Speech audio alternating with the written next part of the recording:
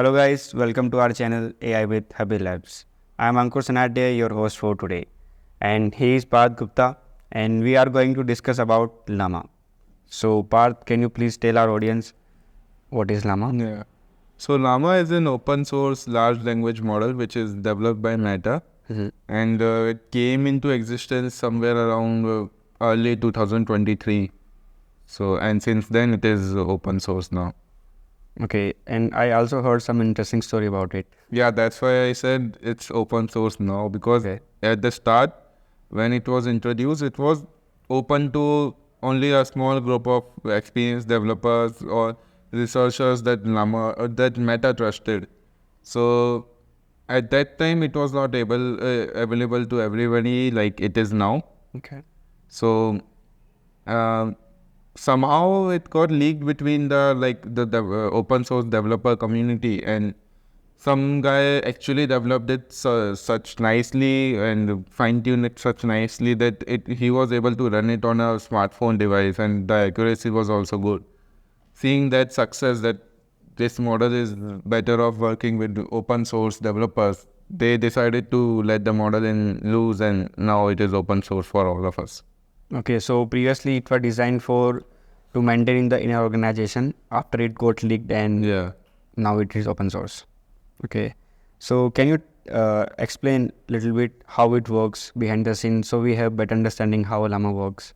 So LLaMA, just like any other large language model, first it starts with loads of data, huge amount of data. It can be articles, dictionaries, or any book or anything, so that the model can understand how human language works.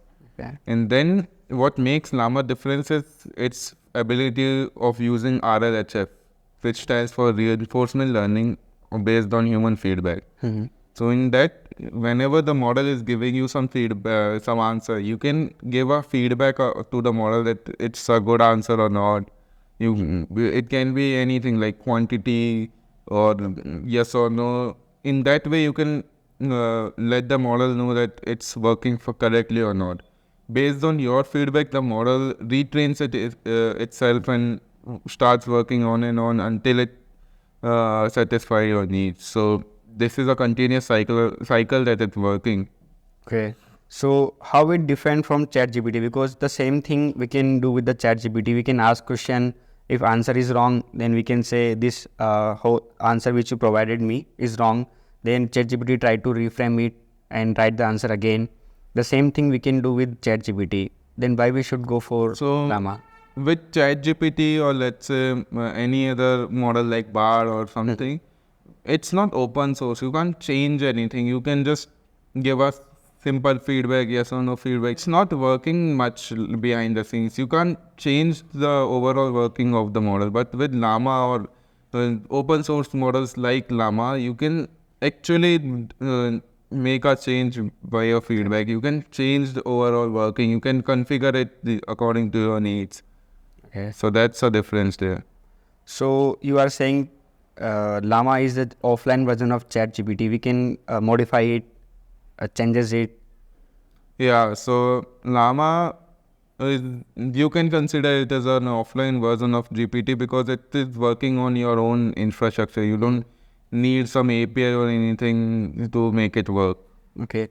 So ChatGPT is already trained on the data which is in the database.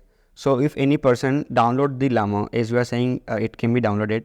So if any person download the LLaMA, how that person is going to train that model? So you will get the model which is already trained on general human language, and then if you want to train it on your own data, you can use fine-tuning methods. You can use QLoRa, LoRa. There are multiple methods. So in that way, you can tokenize and quantize your model based on your data. The data can be a simple CSV file as well, which is like question answer set, and the LLaMA model can be fine-tuned on that. And when you ask questions regarding those questions, like related to those questions, you can get the answers. So it's basically working on your own data, and you don't have to ship your data anywhere. You just everything is in your infrastructure. Your llama can be different than mine based on how I am fine tuning it. Okay. So I have one use case in my mind. Suppose I have some PDF of my own document, which are very, we can say, I can't share those PDF to any, we can say it's confidential. So I can't share those PDF into any AI model. Like I can't upload those PDF into ChatGPT, Google Bard. So if I use those PDF to train the LLaMA model, so is there any privacy issue or not? So with llama, since it's working on your device, offline device, you don't have any concern about security or privacy because it's working on your own system. If you don't connect to the internet, if you don't give your machine a connection, how can the data be leaked? Okay. It's private there. So we can say ChatGPT is not kind of the thing we should use for the privacy issue. Yeah, whereas banks and organization that works with safety, like they have sensitive data, they don't let their employees use ChatGPT. So Parth, I personally found one issue with ChatGPT. If I ask anything, then the context which for I'm asking is the other thing, and the answer which is given by ChatGPT is the other thing. Yeah, if we ask over a long period of time for the same question, then answer will get changed. The context will also get changed. The same issue will.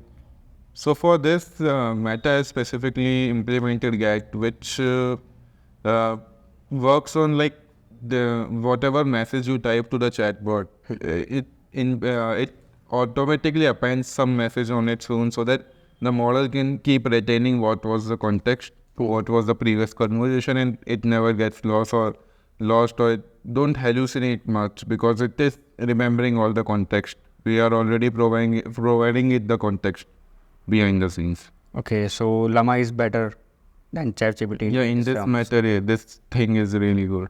Okay, so what are the other use cases we can have with LLaMA? Like where we can use the LLaMA?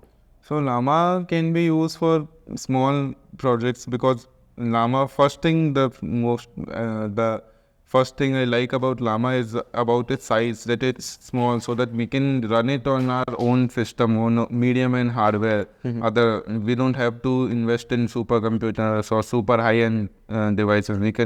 Llama can be run on a simple RTX 3060 even. So for that, llama can be used in small use cases as well, such as if I have some graphs I want to study, if I want to make a Grammarly for myself, I don't want to pay Grammarly, I just want a grammar corrector for myself, I can use that, or a content generator, anything like that. llama is useful. Other than that, llama is also good for bigger implementation, such as llama also has code llama model, which can be used for coding purposes. So yeah, these are the advantages of using. These are the use cases of llama which I am thinking right now. Okay, so one use case I think, according to me, is this: like there is one company which always bid for the government tender. They need to read multiple PDF. Where are there thousands of pages in one PDF? So they need to go through all those PDF, get juice from those PDF, and fill out the tender. So this is a typical task for them because there is lot of human resource required for the particular task. So if I upload all those PDF into the llama, so that same process can we do with the llama as well? Yeah, we can definitely train llama on our own PDFs, so that whenever we ask questions about what is the tender number, tender amount, tender dates, or anything, we can ask llama. So while just like tuning on our question answer set, we can fine tune it on our PDF set as well. Okay, so according to you, what are the other advantages we can say of using llama over ChatGPT and Bard? Because most of the people nowadays using the ChatGPT and Bard rather than going for search engine like Google. Yeah, so there are majorly 4 advantages which I think of llama. First is it's free.